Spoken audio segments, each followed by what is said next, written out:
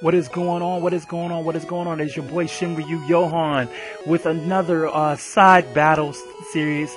This time it's against my boy Maxx. I actually this happened on an awkward way. My boy Maxx was watching one of my videos as usual, and he saw my PMC Week 2 loss. And if you guys haven't seen that, again, watch it. It's very tragic. It's a tragic loss, but it was one of the losses that I needed to help me really grow.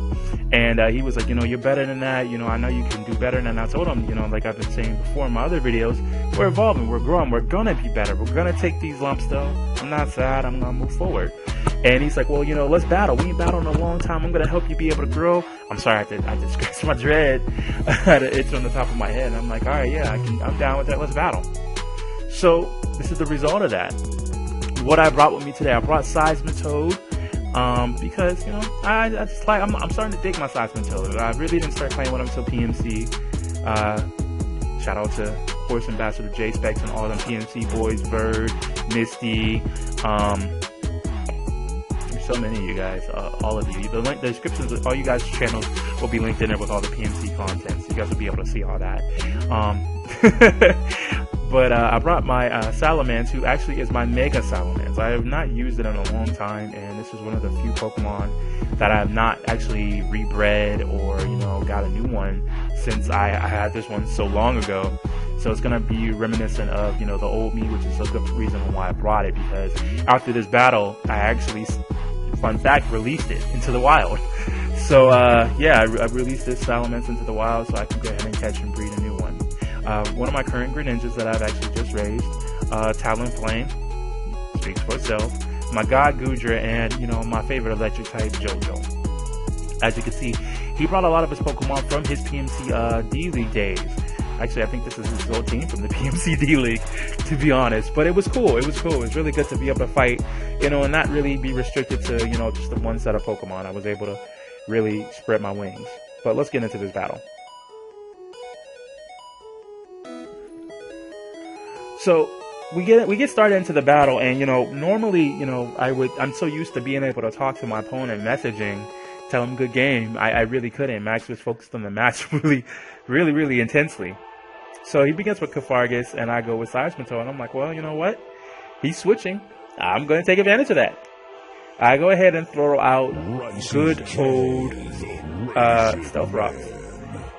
Now, looking at this, I'm not going to fight a Venusaur with my Seismitoad, but I didn't realize that Maxx was going to try to switch. So he switches back to Cafargus, and I ended up actually switching too. I go into Talonflame, which you guys are going to see here right now as I switch, and T-Flame comes out onto the field. So Talonflame hits down on the field, Lefties go ahead and kicks in, helps him heal up a little bit of that rock damage. And I'm like, you know what? Let's go into the B-Bird. You know what? We got Smoking Bird. Let's go ahead and get going. So we go for it. We take a good clean chunk of his damage. Mummy kicks in, like I expected it to. And at this point, I'm really kind of not concerned. I kind of chuckled to myself because I knew that I wasn't going to stay in with Talonflame at this point. What made it even more ticklish to me is Trick Wound came in, and I'm like, oh, well, I'm going to switch into a slow Pokemon. So this is going to actually work out in my favor. So, little did I know, Maxx switches to, he goes into Daki, the good old Hippowdon, which I know that this is one of his favorite Pokemon. It's got to be at this point, because he comes in, and he comes in a lot. And when he comes in, he always brings sand. So at this point, I go ahead and go into Goodra the God. I figure anything that he has, I can go ahead and match in power or more. And, fun fact about this Goodra puts in work, this battle. So, at this point, I'm like, I'm not going to stay in. I'm going to switch again, and I go into Seismitoad. The Seismitoad is not going to be affected by the sand, and anything he uses isn't really going to do too much to me. So, he goes for the Toxic, and I'm still not really too concerned. I'm like, I'm going to take a little bit of toxic damage, but I'm not going to get buffed by the sand. He gets Daki out, and I know he's going back into Mega Venue at this point. But I was mistaken. Ryujin comes out. Again, another one of his PMC D-Leaguers. And I'm like, well, let's go ahead and get a Toxic off too. One good Toxic deserves another.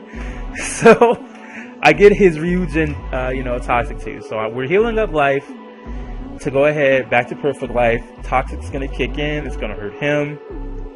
then it's going to hurt me. And it's a little bit more because this is the second turn of toxic for me. At this point, I decide I'm going to pull back. I'm not going to risk it. There's just no point. I go in a good old Salamence. So he goes ahead. He sets up his rocks. At this point, I've got them on the field that I've wanted to have on the field. So we're going to get buffed by Sandstorm a little bit, and then we're going to begin the process of Mega Evolving. Now at this point, the Toxic is really starting to run its course on him. And the Twisted Dimensions have returned to normal. So that means we're going to outspeed whatever he throws out at us at this point. Nothing he throws out is going to outspeed my Mega Salamence. So we decide to go for the Declaw, go for the Stab, try to kill him. But this thing is hella physically defensive, and it's got the Rocky Helmet. He decides to roar, which actually doesn't surprise me too much, and Gutra the God comes back out. So, you know, we get that, but the Sandstorm's over with, and the Toxic is really getting heavy right now. So Maxx pulls him out to bring back out his favorite, the one, the only, the Daki, to get his sand back up. At this point, I'm like, well, let's bring the pain. Let's do it. We might as well. You know, we're on the field. He's on the field. He's taking rock damage. Draco Meteor, baby. So we go for the Meteors. And they hit pretty decent. Pretty decent. And I'm like, you know what? We got to get him out of here. There's no point in pulling back quite yet, but maybe we should. He heals up a little bit because of that. We get buffed by the sand, as you guys can see, but he pulls him back. He pulls him back. And he goes into Auras. Now at this point, I'm like, look, man, I don't want no trauma. I can't deal with this thing. But we're gonna give him a parting gift. We go for another Draco Meteor. Now at this point, Maxx started to get surprised, realizing that we're still putting in a little bit of damage, even though we've been harshly, our special attacks drop harshly, ×4. It's gone down ×4, and we're still putting out damage. So we pull him back, and we go into Seismitoad. I figure Seismitoad's going to be able to deal with whatever he throws out at us. Pointed Stones come into us. He uses Rock Polish. Now I'm seeing Rock Polish, and I know that when it says it goes up sharply, it's a lot more than harshly. It's like +4 or something, I believe.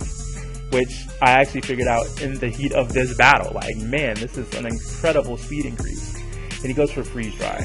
Now I haven't seen too much of Freeze Drying until lately, and it's like, it's deep. It is deep. It's a deep move. So at this point, his Life Orb is hurting him, and I'm like, I got one more that's going to be able to outspeed whatever he does and really put in some work. Sadly enough, I had a burp. We take stone damage and we go for the B-Bird because it's the only thing we can do. Takes a good chunk of his damage, but it doesn't kill. But he does kill. He goes for the Ancient Power, and like Ash in a Pokemon League, it's a double KO. Talonflame goes down. Life Orb takes that energy from him to do the damage, and that Aurus is gone too. So at this point, 2 Mons down already. 2 Mons down. The stand is over with. I decided to go into my boy, one of the main people you see on my channel, Greninja. He goes into Mandibuzz, and I'm thinking he's going to go ahead and possibly try to rid the field of the spikes. So I'm like, you know what? I'm going to go into Ice Punch. I'm going to try to get this thing out of here before he does anything. He doesn't want to take that, deal with that. So he goes back out into Daki. But doing so, he seals his Daki's fate. Not only is Greninja, it's the Protein Greninja, which means that we're going to make this a stab move. We're going to get him out of here right now. Daki is gone, down for the count. Greninja's going to give some of his life to the Life Orb for doing that damage. He's going to get buffed by the Sandstorm, but we're still in here. We're still full of a lot of life. Now, Mega Venue, there's not much I can do to it at this moment, and I don't really want to get rid of Greninja at this point, so I pull him back, you know. It's just smart move. And at this point, I'm going into Salamence. I figure Mega versus Mega, we might as well do this. And it's really funny because, you know, we're having a Mega Evolution battle at this point. He goes into Mega Venue so that he can resist the fire, he can resist the ice typing. But what we're going for is ye good old EQ. He gets his life up right now. We let off. Oh, we didn't let off the EQ. We're supposed to just been the switch. Yeah, it's just switching, so we didn't let anything off. Now we let off the EQ, but sadly, it's not on Mega Venue, it's on Courteous. So we let off the EQ on Courteous. He takes that damage, and we know that he's gone. This is a KO right now. Courteous is down. No money anymore. We don't have to worry about our ability being trashed. What we do have to worry about is his Sandstorm. So Mega Venue comes back out. We know we're outspeeding. He's taking more damage from the stones. And the best thing we can do at this point is go into the EQ. Try to do as much damage as we possibly can. It doesn't kill though. So he goes into Sludge Bomb. And we don't take it well. We end up going down to the Sludge Bomb. There's nothing we can do about it. So at this point, we're looking at it and we're like, man, he doesn't have much life left. Let's go into the guy, Guja. Guja's going to be able to take anything he throws at us.